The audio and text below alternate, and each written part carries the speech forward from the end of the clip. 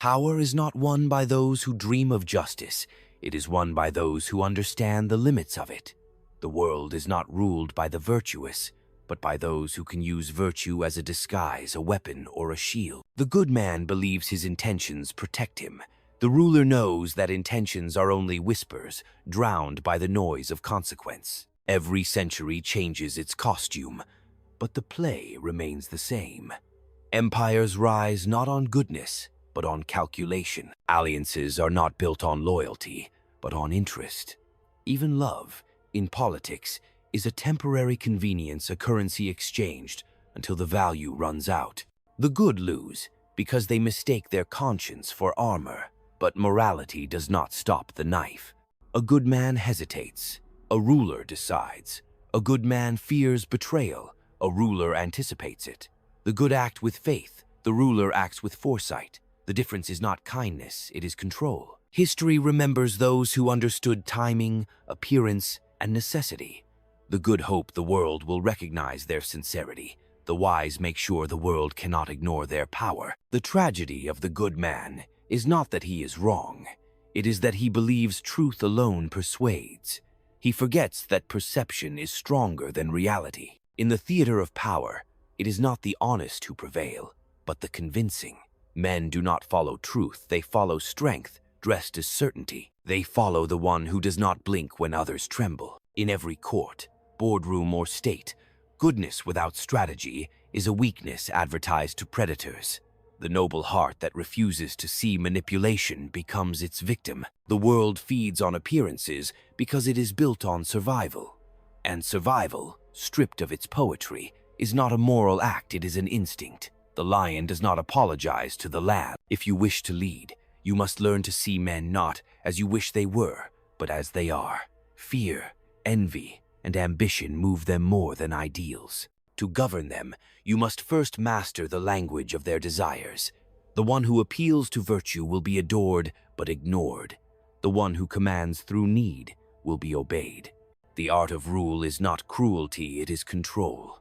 Cruelty without purpose destroys. Restraint without strength invites destruction. The balance lies in knowing when to be feared and when to be loved, and never confusing the two. The ruler who seeks love above all will end in chains. The ruler who inspires fear without respect will rule over ashes. The world rewards clarity of will. Those who hesitate for approval are devoured by those who act for results. Good people lose not because the world hates goodness, but because goodness alone is not enough to sustain order. Mercy, in excess, becomes permission for chaos. Forgiveness, given too freely, teaches betrayal without consequence. A ruler cannot be pure, for purity is brittle. He must be fluid, adaptable, unshaken by praise or blame. To survive, he must walk between masks, showing compassion while calculating, speaking of peace while preparing for war. For even peace, when stripped bare, is only the interval between strategies. The illusion that morality alone shapes destiny is a comfort for those who do not command. Those who do must carry the burden of choice, the knowledge that every act of preservation costs someone their innocence. The ruler does not seek redemption, he seeks results. History absolves those who succeed. The good man waits for permission to act. The ruler creates the conditions where action becomes inevitable. The good man fears that ambition corrupts. The ruler knows that without ambition, all virtue dies unused. He understands that the throne is not a reward for purity, but a test of endurance. Good people lose because they believe the world will reward their honesty.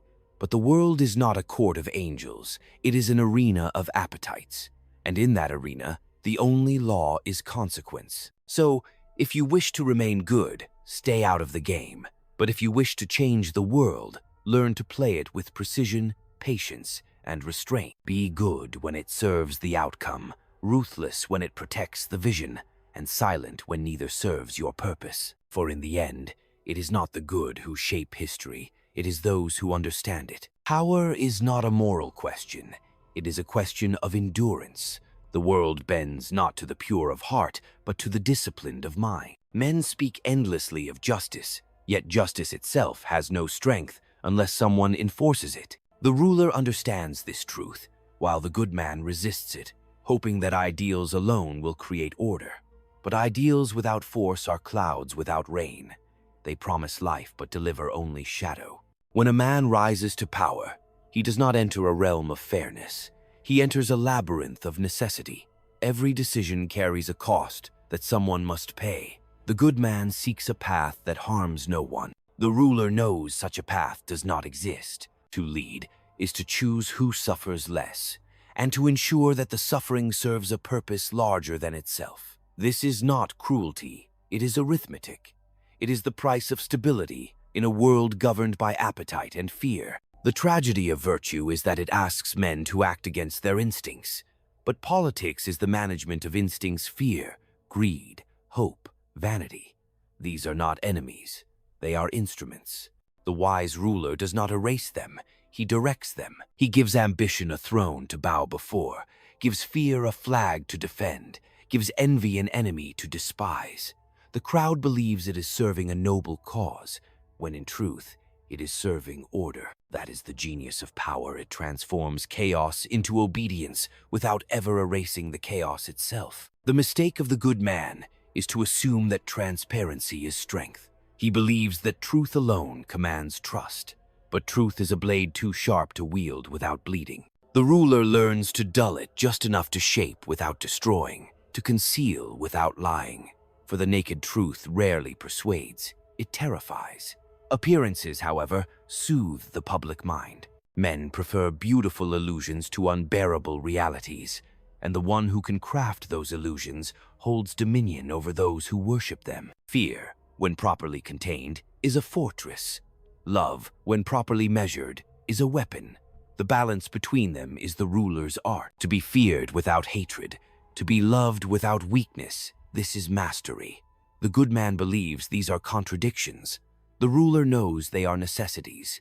In times of peace, he wears gentleness as armor. In times of war, he becomes the storm he once condemned. To rule is to become both shepherd and wolf, priest and executioner, healer and destroyer, all without losing oneself to either role. People speak of freedom, but most desire security. They will trade liberty for comfort, dignity for stability, ideals for bread. The ruler must never despise them, for this he must understand it. For the masses are not driven by reason, but by emotion, by hunger, by fear of tomorrow. To govern them effectively, one must promise hope but deliver order. Hope calms, order preserves. The good man offers promises. The ruler delivers conditions under which promises appear to come true. Betrayal is inevitable, for loyalty is conditional. Men remain faithful not to the person, but to the advantage the person provides. When that advantage fades, so does their devotion. The ruler does not mourn this truth, he uses it. He ensures that loyalty is always rewarded, that betrayal is always remembered, and that fear of consequence remains stronger than temptation. This is not cynicism, it is maintenance. It is how power endures when affection dissolves. Those who seek to rule with only kindness will soon find themselves ruled by those who are not kind. The gentle soul attracts sympathy but not obedience. Sympathy is not a foundation for order. It is a temporary indulgence. The ruler must command respect, not affection. Respect is born of consistency, discipline, and restraint. It is earned not by words, but by the silence of those who fear to challenge it. The world does not forgive weakness. It studies it, exploits it, and forgets it. Every hesitation becomes an invitation to aggression. Every display of doubt gives birth to conspiracy. That is why the ruler must appear certain even when uncertain, unshaken even when afraid. For authority, once questioned, decays faster than it can be rebuilt. The appearance of strength sustains the reality of power. The performance becomes the protection. And yet, beneath all this, the ruler remains human. He feels what others feel: doubt, sorrow, fatigue, but he must bury these beneath duty. The mask he wears is not deception, it is armor. The loneliness of command is the tax of leadership. Those who cannot bear isolation should never seek to rule, for the higher one climbs, the colder the air becomes.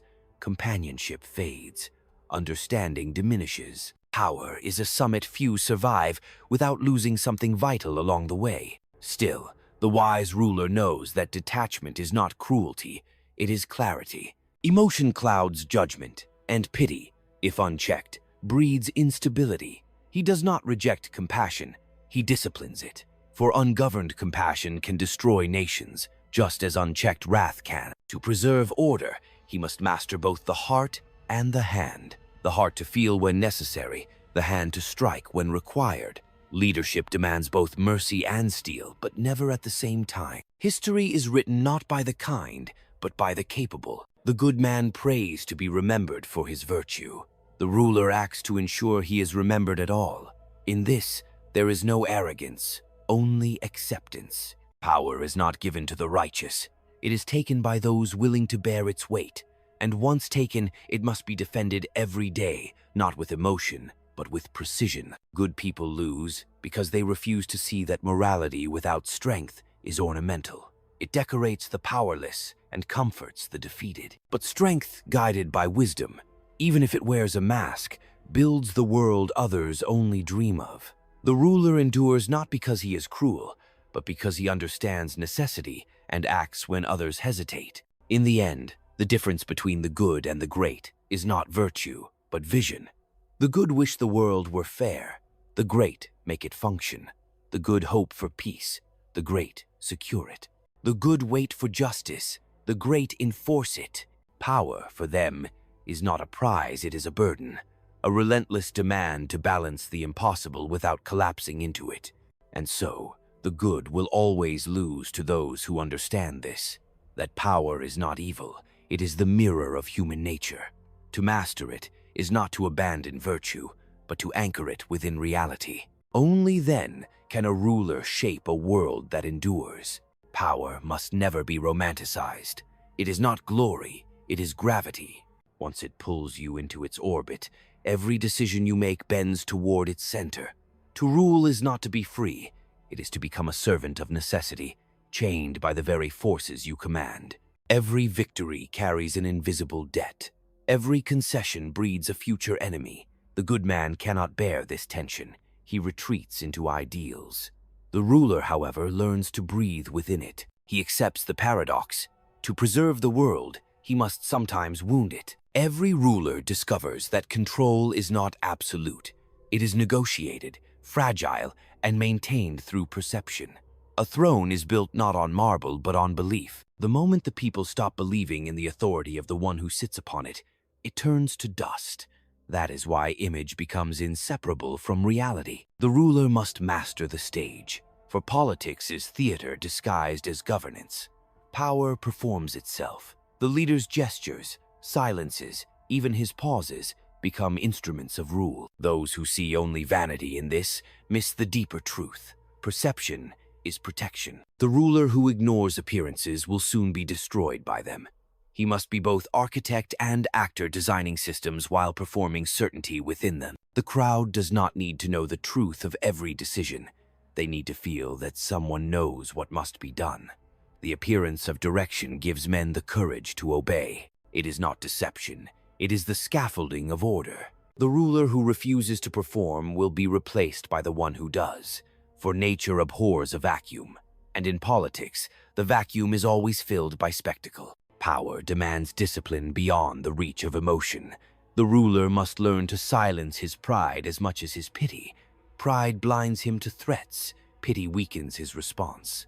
The good man seeks to be loved. The ruler seeks to be respected. Love can turn overnight to resentment, but respect endures, even among enemies. Respect is the currency of stability. It buys time, obedience, and silence. When men respect you, they question less, betray slower, and wait longer before rebellion. The ruler must see through the eyes of his enemies as clearly as his allies. He must think 2 moves ahead, not because he distrusts everyone, but because he understands that everyone acts from their own hunger. Friendship in politics is rarely affection. It is alignment. When the winds shift, so too will the hearts of men. To lament this is naive. To anticipate it is wisdom. He does not ask who is loyal, but who is loyal until when. A state cannot be built on trust alone. It must be built on balance of fear, of reward, of consequence. The ruler who wishes to be just must first be feared enough that justice is taken seriously. Laws without teeth are suggestions. Promises without proof are air. The ruler ensures that his words carry consequence, that his decrees echo beyond the moment they are spoken. For authority exists only as long as punishment is believable and reward is attainable. When either fails, chaos begins its slow return. Power, by its nature, isolates. The higher one ascends, the fewer voices can be trusted. Every whisper becomes a test, every compliment hides an angle. The ruler must cultivate solitude, not as punishment, but as discipline. Solitude is where clarity survives the noise of counsel and the flattery of courtiers. To lead without reflection is to become a prisoner of others' schemes. To lead with too much reflection is to lose the pulse of action. Thus, he learns to dwell between thought and command, between silence and decree. The art of survival is the art of proportion. Too much mercy invites contempt. Too much cruelty breeds revolt. Too much openness invites manipulation. Too much secrecy breeds paranoia. Power is not the mastery of extremes, but the constant recalibration between them. The ruler walks a blade sharper than conscience, thinner than reason. To fall to either side is to lose everything. The good man seeks consistency. The ruler seeks equilibrium. Every empire falls, not because its enemies grow stronger, but because its rulers grow soft. Decay begins in comfort, not in crisis. When rulers forget the cost of power, they begin to imagine themselves gods. Pride replaces prudence. Indulgence replaces discipline. Flattery replaces truth. The state begins to rot from the inside long before the first enemy crosses its borders. The wise ruler prevents decay not by cruelty, but by vigilance. He remembers that fortune favors the alert, not the arrogant. Fortune itself is a fickle mistress, generous to the daring, merciless to the hesitant. She respects movement, not morality. The ruler who waits for her approval loses her favor. The one who acts, even imperfectly, bends her to his will. The good man prays to be blessed by fortune. The ruler prepares to seize her by force when she appears. For chance rewards those who behave as if it owes them nothing. In the silence of power, the ruler learns that fear is a mirror. Those who fear him reveal their desires through their trembling. Those who flatter him reveal their intentions through their praise. The ruler listens more to tone than to words. The truth of men lies not in what they declare, but in what they avoid saying. Every hesitation is a confession, every silence a map of weakness. He studies these without cruelty, for knowledge itself is power quiet, invisible, indestructible. But power without purpose is vanity. The ruler must know why he governs. To rule for glory alone is to die forgotten. To rule for stability is to be remembered in peace. Purpose transforms authority from domination into structure. It gives cruelty context, mercy logic, silence meaning. The good man serves ideals. The ruler serves necessity guided by purpose. In this, he transcends mere manipulation. He becomes an architect of continuity. And yet, there is tragedy in this. For to rule well, one must sacrifice the simple joy of being understood. The ruler carries burdens too heavy for confession. He must watch as others judge his actions without knowing his reasons. He must accept praise that he did not seek and endure hatred he did not deserve. The loneliness of command is not a flaw of leadership. It is its essence. To bear it without complaint is to earn the name of ruler. Those who judge power from a distance see corruption. Those who live within it see consequence. The ruler is condemned to choose between sins, to decide which injustice sustains the greater peace. History will misread him, morality will accuse him, and yet civilization itself will rest upon his decision. That is the price of command, to be both the foundation and the target of human judgment. In the end, the good man seeks to be loved in life. The ruler seeks to be understood by history. And history, though slow, always favors the one who preserved order while others prayed for it. Consider the minister who rises not through loyalty but through performance. He flatters his prince, mirrors his values, anticipates his moods. The good man in the court sees deceit and recoils. The ruler sees usefulness and rewards it, for in governance, sincerity is less valuable than reliability. The flatterer may lie, but his ambition makes him predictable. The honest man, ruled by emotion, is a danger because he believes principle absolves him from consequence. In the machinery of state, predictability is power. The ruler uses men not for what they are, but for what they can deliver when properly understood. Think of the reformer who dreams of cleansing corruption. He enters government believing that transparency will cure deceit. But soon, he finds that exposure breeds paralysis, not purity. The state, like a body, cannot survive if every nerve is exposed to pain. Some truths must be buried so that the organism continues to function. The good man seeks to cleanse, the ruler seeks to preserve. When he hides a truth, it is not always out of deceit but of necessity, because the people's faith must outlive the people's knowledge. A ruler once faced famine. His advisors told him the people must be told the truth, that the granaries were nearly empty, that hunger would sweep the land. But he saw further.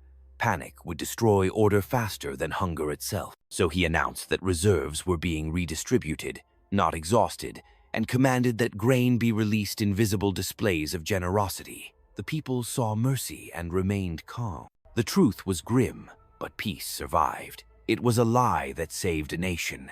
History called it prudence. Another prince inherited a kingdom poisoned by internal rivals. He chose not to destroy them, but to divide them. He gave each a share of power sufficient to keep them satisfied but not united. The good man would have sought reconciliation. The ruler sought equilibrium. He knew that unity among the ambitious is more dangerous than their hatred for one another. By giving them causes to compete for his favor, he ensured their rivalry served his throne rather than threatened it. This is the politics of balance, not ideal, but effective. And in the modern age, power wears subtler masks. Consider the executive who must fire thousands to save a company. The moralist calls it cruelty. Yet to preserve the larger organism, limbs must sometimes be severed. To delay is to condemn all. Leadership is the art of bearing blame in silence. The crowd demands compassion, but it is sustained by the very cruelty it condemns. Those who hesitate to act because they fear judgment are remembered not for their virtue, but for the collapse that followed their delay. Power's endurance depends not on love, but on structure. The wise ruler builds institutions that outlive his name. He does not mistake loyalty for permanence.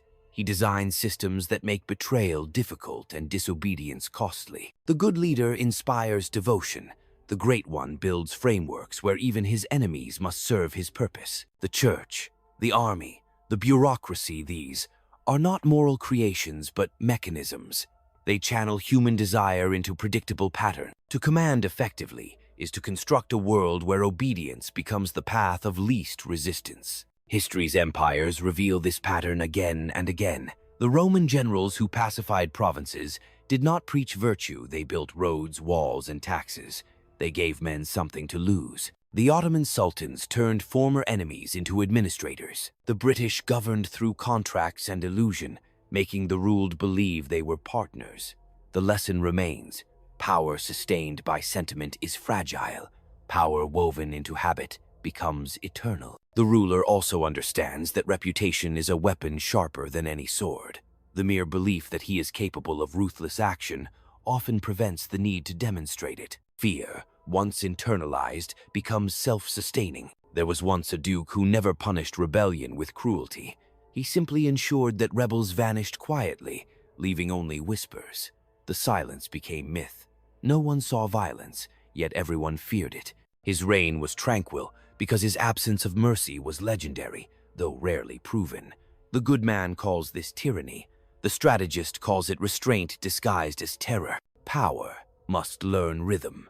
The ruler cannot strike constantly. He must time his blows. Even cruelty loses effect when overused. A single decisive act of punishment creates more obedience than 100 small ones. When men expect wrath at every turn, they grow numb. When it comes rarely but decisively, it becomes sacred. So too with mercy if given sparingly, and in moments of maximum visibility, it transforms into legend. The ruler governs through memory, not through repetition. In the modern world, rulers no longer wear crowns. They wear charisma. The boardroom replaces the palace, media replaces the pulpit, and perception becomes empire. The modern prince does not control armies. He controls narratives. The algorithm, the headline, the image, these are his weapons. The moralist decries manipulation, but the ruler knows that information itself is the new terrain of war. To control what men think they know is to rule without touching a sword. The weak seek validation from crowds. The strong shape crowds into instruments. A ruler speaks not to be understood, but to direct. His words are not communication, they are choreography. When he praises, it is to bind. When he apologizes, it is to disarm. When he is silent, it is to let fear interpret for him. The masses crave certainty more than truth, and the ruler gives it to them not because he despises them, but because he knows that uncertainty breeds rebellion. There was once a leader who governed through absence. He appeared rarely, spoke briefly, yet every word became law. His restraint gave his image the power of mystery. His ministers carried out his will out of fear of disappointing a man who never needed to shout. The good leader seeks to be seen. The great one understands that invisibility can be more commanding than presence.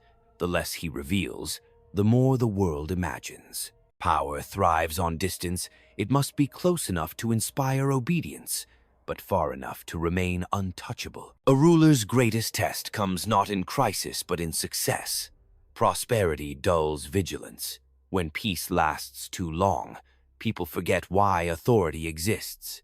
They begin to imagine they no longer need it. That is when decadence replaces discipline and mockery replaces fear. The ruler must then revive a sense of danger not through violence, but through tension. He may summon a common enemy, external or invented, to restore unity. Fear binds more deeply than comfort ever can. The wise ruler manufactures just enough uncertainty to make loyalty seem like safety. So the lesson repeats across time. Goodness without power is consumed, and power without intelligence consumes itself. The balance is the art, the ancient art Machiavelli understood. To lead is not to moralize, but to orchestrate human nature toward continuity. To do what must be done, without the comfort of being loved for it. To rule not as a man seeking heaven, but as one ensuring the earth does not fall apart. For the good man lives to be virtuous. The ruler lives so that civilization itself may endure. Why do good people lose? Because the world does not operate on merit, intention, or sincerity. It operates on consequence, on leverage, on the cold arithmetic of effect versus impact. A life guided by principle without awareness of power is a life surrendered before the contest begins. The naive believe that honesty, diligence, and goodwill are sufficient armor, yet every system, every institution, every human interaction is structured to reward calculation over kindness. Goodness is passive, power is active. The world rewards those who anticipate, manipulate, and endure. The realities of power are not subtle. Authority is not granted, it is asserted. Influence is not inherited, it is exercised. Every decision, every gesture, every omission carries weight far beyond personal morality. Those who refuse to act because conscience binds them cede ground to those willing to act with precision. The struggle is not between right and wrong. It is between action and inaction, between mastery and submission. Goodness is a strategy only when paired with awareness of consequence.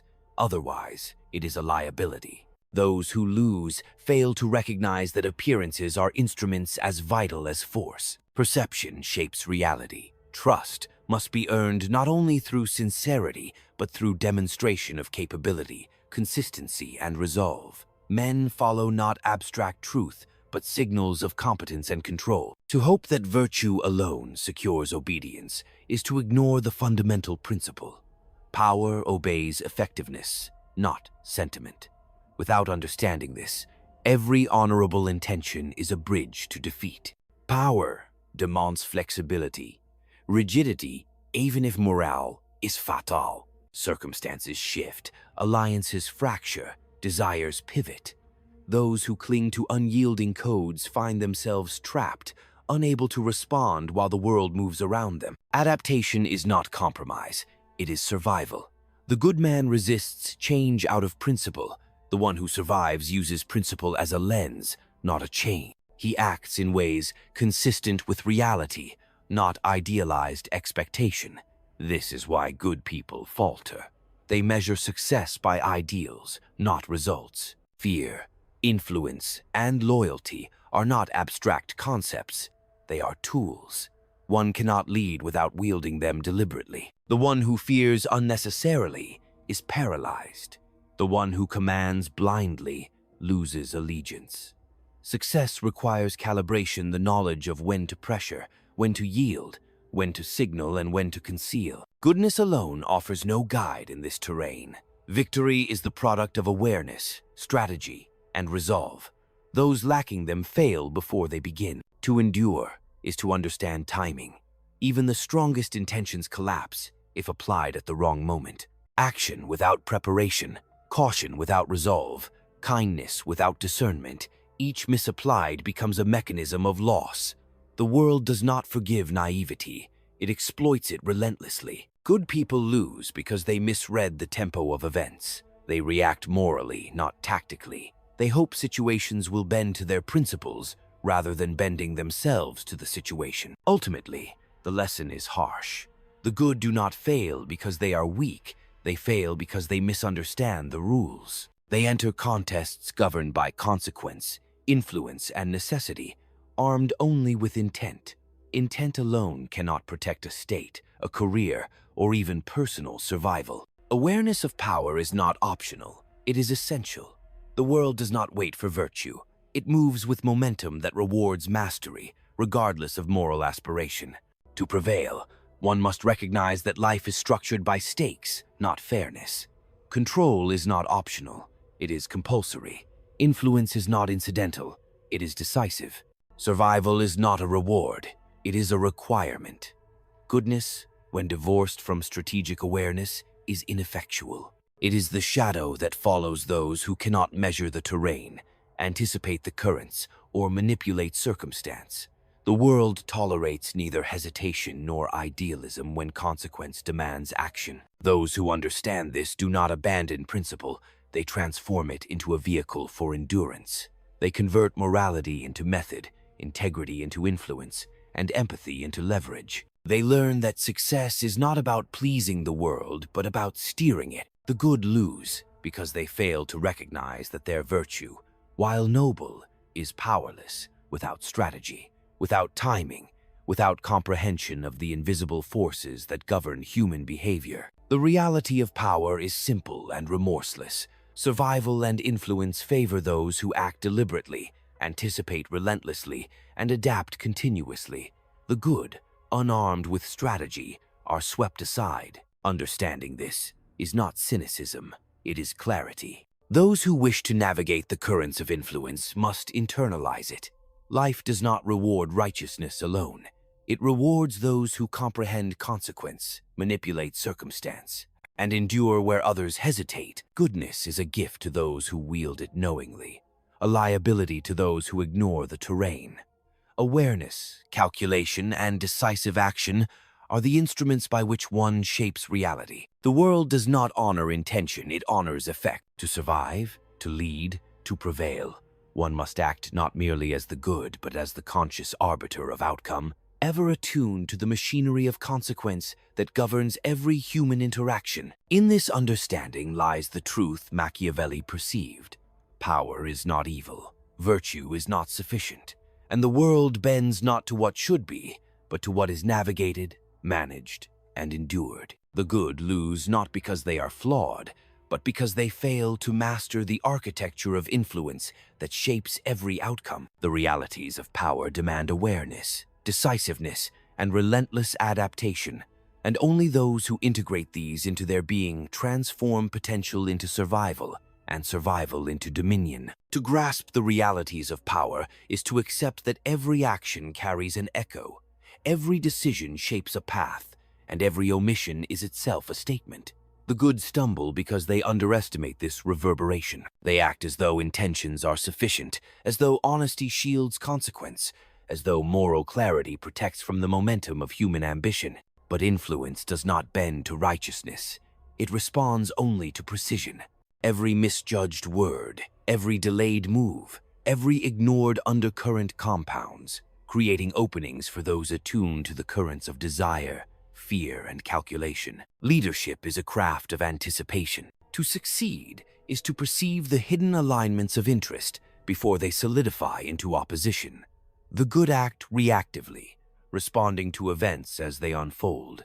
The effective act proactively, shaping circumstances so that events unfold in alignment with their objectives. This is not manipulation in the abstract. It is mastery of cause and effect. Those who fail assume the world will accommodate their virtue. Those who endure engineer the world to accommodate their strategy. Power demands emotional discipline as much as strategic insight. The ruler must control not only the actions of others, but the impulses within himself. Rashness, mercy extended inappropriately, or hesitation born of sentiment are lethal missteps. The good, tethered to conscience, often oscillate between extremes, unable to commit fully to the demands of circumstance. The ruler, in contrast, cultivates a measured detachment, using empathy not as surrender, but as information, an instrument to guide action rather than dictate it. The theater of influence is filled with invisible levers: prestige, reputation, perception, alliances, silence, rumor, reward, and subtle threat all operate in concert. The good fail because they see only the surface of human relations: what is said, what is done, what is promised. The effective see beneath the surface, into the motivations, fears, and ambitions that animate every choice. To govern effectively, one must map these forces, anticipate their intersections, and act in ways that align consequence with intent. Even in victory, the naive are vulnerable. Triumph without comprehension is fragile. The world is a restless equilibrium.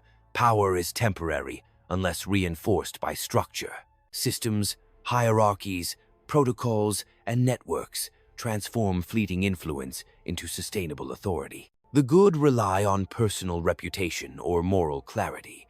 The astute construct enduring frameworks that operate independently of sentiment, ensuring that their influence persists beyond their presence, beyond the loyalty of any individual, beyond the limits of their own lifespan. Understanding power is to understand inevitability. Actions are not isolated. They interact, collide, and amplify. Hesitation magnifies risk. Inaction invites predation. Those who cling to moral idealism as a shield against consequence find themselves unarmed when necessity arrives. The ruler internalizes this. Action must always consider downstream effects, unintended repercussions, and the cascading consequences that follow from even the smallest decision. To ignore these is to invite failure. To master them is to command survival. The good fail because they misread the stakes. They believe influence is reciprocal, that honesty is honored, that fairness governs the world. They do not recognize that consequence is unilateral. It does not wait for approval or understanding. Every choice reverberates according to its inherent logic, indifferent to sentiment. To survive, one must engage with this logic directly, anticipating it, exploiting it, bending it to achieve necessary ends. Those who ignore it are consumed. Those who master it endure. To wield power effectively, one must also embrace impermanence. Alliances, loyalty, reputation, and even victories are fleeting. The ruler neither clings to them nor is blind to their erosion. He designs for change, foresees collapse, and positions himself to act when equilibrium shifts. The good, anchored to permanence, are blindsided by fluctuation. Those who prevail are those who anticipate the ebb before it becomes a flood, and who prepare their instruments in advance of the storm. Ultimately, the realities of power demand integration of awareness, calculation, and adaptability. Goodness alone cannot secure influence, nor can morality alone preserve authority. Only by aligning intention with consequence, strategy with execution, foresight with action, does one survive and through survival shape the world. Those who fail do so not from vice, but from misunderstanding the architecture of human interaction. Those who endure succeed because they perceive it, navigate it, and bend it to purpose without illusions, without hesitation, and without regret. The world does not reward virtue, it rewards mastery. It does not honor intention, it honors effect. Good people lose because they mistake the arena for a courtroom. The realities of power demand engagement, awareness, and relentless adaptation. To prevail is to embrace these demands fully, to act decisively, and to endure where others falter. Only then does survival become dominion, and only then does understanding transform into authority. Power is indifferent. It neither praises nor condemns. It responds only to alignment with its principles. Those who act without comprehension of its mechanisms find themselves crushed beneath its weight. Goodness alone cannot redirect currents that flow according to ambition, fear, and desire. To succeed is to anticipate these currents, to position oneself in their path, and to move with precision. Those who fail are not morally inferior, they are tactically blind. The world does not forgive error born of naivety. Misjudged alliances, delayed decisions, and misread intentions accumulate, forming cracks that expand into catastrophe. The ruler understands that stability is constructed from constant vigilance, subtle adjustment, and the discipline to act before situations dictate action. Those who cling to principle at the expense of insight discover too late that consequence does not pause for conscience. Influence is inseparable from perception. Even the strongest truth, if conveyed clumsily, can undermine authority. The ruler shapes perception as carefully as policy. Every word, gesture, and omission carries weight, building or eroding credibility. Good people lose because they underestimate this theater. They assume that sincerity suffices. But the arena of power demands more: clarity, foresight, and mastery of how one is seen. Every environment has its rhythms. Political, corporate, or social, each functions through hidden protocols of expectation, fear, and ambition. Success requires attunement to these patterns. The naive act in isolation, the aware act in resonance. The ruler observes, deciphers, and exploits these rhythms, aligning his actions to the inevitable flows rather than resisting them. Those who ignore these currents find themselves swept aside, regardless of virtue. Decision is the currency of influence. Delay is vulnerability. Hesitation signals weakness. Indecision invites exploitation, and inaction often equals consent. The good hesitate to avoid causing harm, to preserve moral rectitude. The ruler acts because consequence waits for no one. He understands that every choice reshapes the field, and that mastery comes not from perfection, but from timing and consistency. Power is relational, yet independent. Authority derives from recognition, yet endures beyond it. Structures, precedent, and systems convert temporary influence into lasting control. The good depend on admiration or goodwill. The ruler constructs mechanisms that survive beyond favor, beyond affection, beyond loyalty. Only by embedding authority into structure does one prevent collapse when sentiment falters. Adaptation is survival. Circumstances shift, adversaries adjust, and opportunities appear and vanish. Rigidity, however noble in intention, becomes fragility. The ruler integrates change into his strategy, anticipating shifts, preparing responses, and exploiting transition. Those guided solely by principle perceive adaptation as compromise, and in this misperception, they are defeated. Awareness is the ruler's shield. Understanding human motives, fears, and desires allows action to be precise rather than reactive. Goodness alone cannot reveal these dynamics. Empathy without analysis is incomplete. Power responds to insight applied with intent. Mastery is knowing which levers to pull, which tensions to exploit, and which illusions to maintain. Those blind to these forces are powerless, regardless of their virtue. Endurance requires detachment. Emotion clouds judgment, obscures priorities, and invites exploitation.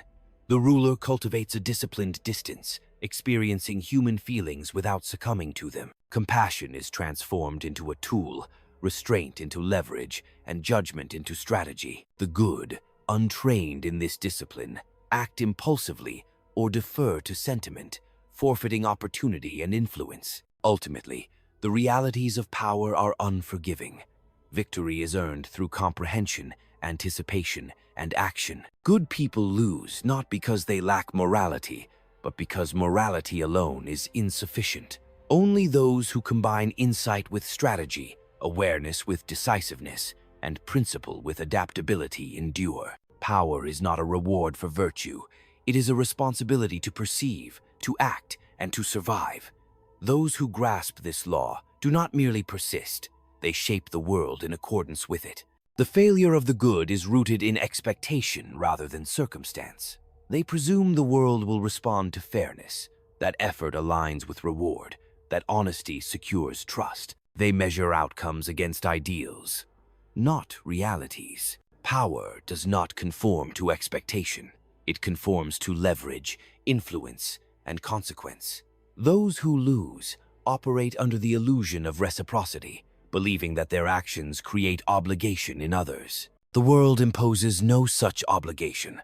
Every interaction is transactional, every gesture of virtue is weighed against its utility, and every unguarded intention is exploited by those attuned to advantage. Success in power is the mastery of leverage. Every position, relationship, and resource is a tool to be assessed, deployed, and recalibrated.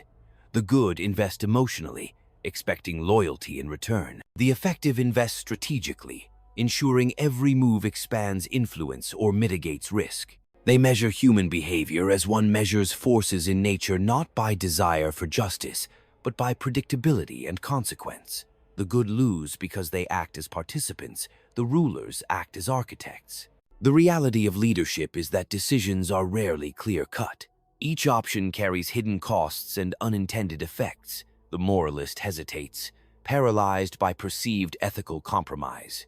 The strategist moves, aware that no choice is perfect, yet some must be made. Indecision is lethal. It invites the decisive, the ruthless, and the adaptable to fill the void. Inaction may preserve conscience, but it does not preserve influence, stability, or survival. The good lose not because they lack understanding of right, but because they lack mastery of effect. Influence depends on anticipation. Every interaction is an opportunity to advance or a trap that must be avoided. Those who fail underestimate the anticipatory dimension of power, predicting reactions, preparing contingencies, and shaping perceptions before they harden into resistance. The good assume that truth and virtue will guide outcomes. The pragmatic understands that human behavior follows patterns, not principles. Victory is engineered, not inherited from moral standing. Another critical distinction lies in resilience. The good crumble under scrutiny, criticism, and setback. They perceive failure as injustice, betrayal as personal affront, and opposition as a moral wrong. The effective absorb challenge, recalibrate strategy, and act with persistence. They convert adversity into leverage, misfortune into momentum, and resistance into information. Loss is not shame, it is data to be applied. The inability to repurpose setbacks is what ensures the good will lose where others endure. Perception, more than reality, dictates control. Men follow those who appear capable, confident, and unshakable. The good rely on their knowledge of truth to command respect. The ruler crafts a presence that conveys authority regardless of internal doubt. Influence is cultivated through projected certainty, timing, and selective revelation. Those who misread perception, who fail to manage the way they are seen, forfeit power before they have exercised it. Timing and initiative are inseparable from morality and practical leadership. Waiting for consensus, approval, or perfect alignment is the path to irrelevance. The effective act decisively, accepting that imperfection in execution is preferable to paralysis. The good lose because they measure opportunity against principle rather than consequence, failing to seize advantage while hesitation prolongs vulnerability. Action is a currency. Those who spend it sparingly or incorrectly are impoverished in influence. Control requires continuous adjustment. Circumstances, alliances, and environments are dynamic. To maintain influence, one must constantly evaluate, adapt, and recalibrate. The good cling to consistency, as if it were a virtue independent of context. The skilled understand that rigid adherence to principle without responsiveness is an invitation to obsolescence. Those who cannot shift their strategies to align with evolving conditions are inevitably displaced by those who can. Ultimately, the lesson is stark. Moral intention alone does not secure outcomes, protect authority, or preserve influence. Goodness, when isolated from comprehension of consequence, leaves one vulnerable to the currents of ambition, fear, and self-interest that define human interaction. Those who endure and prevail internalize the architecture of power. They see leverage where others see fairness, predict behavior where others see loyalty, and act decisively where others hesitate. The world does not reward the good. It rewards those who understand, navigate, and survive within its unyielding structures. To comprehend why good people lose is to recognize that survival, influence, and authority are not moral absolutes. They are functions of awareness, decisiveness, adaptability, and the disciplined exercise of judgment. Without these, virtue becomes ineffectual. To master the realities of power is to accept that ethical aspiration alone is insufficient. One must act with strategy, perceive with clarity, and endure without illusion. Only then can intention translate into survival, and survival into influence. Consider the diplomat who negotiates based on fairness, offering concessions expecting reciprocity. The world does not honor fairness, it exploits gaps. His counterparts exploit every hesitation, every unguarded motive, and every assumption of good faith. The skilled negotiator anticipates these maneuvers, framing every concession as leverage, every compromise as a calculated investment, every dialogue as a mechanism to advance position while limiting exposure. The good man seeks agreement, the ruler engineers advantage. Look at the strategist who underestimates informal networks. Power rarely flows solely through official channels. Alliances, favors, whispers, and influence outside the formal hierarchy determine outcomes. Those who ignore these currents lose because they operate under the assumption that rules alone govern success. The perceptive leader maps informal structures, cultivates relationships invisibly, and ensures that influence extends beyond what is written, guaranteeing resilience when formal authority is challenged. Even knowledge without timing is wasted. Consider a visionary who sees threats long before they manifest, but fails to act at the precise moment. Insight alone cannot compel compliance. It must be operationalized. The ruler applies foresight strategically, initiating interventions when the moment amplifies effect and mitigates resistance. Those who defer for moral or emotional reasons discover that opportunity is fleeting, and that delay transforms advantage into liability. The ruler also understands that restraint is tactical. Excessive action can provoke unnecessary resistance, while selective silence can coerce compliance. The good act according to principle, the skilled act according to leverage. Knowing when to speak, when to move, and when to withdraw is as critical as any policy or command. Influence is as much about inaction strategically deployed as it is about force applied. Finally, consider legacy.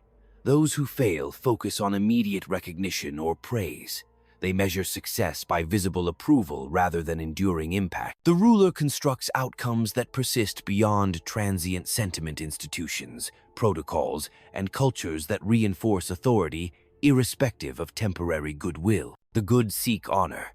The ruler ensures continuity. In every realm, political, organizational, or social, those who survive and shape reality do so by translating strategy into durable structures, timing into leverage, and understanding into decisive action. In sum, good people lose because they fail to operationalize insight, misread informal dynamics, defer action to conscience alone, and prioritize transient validation over structural endurance. Mastery requires turning perception into leverage, timing into influence, and knowledge into calibrated action, an unrelenting exercise that transforms awareness into survival, and survival into enduring dominion. Power does not bend to virtue.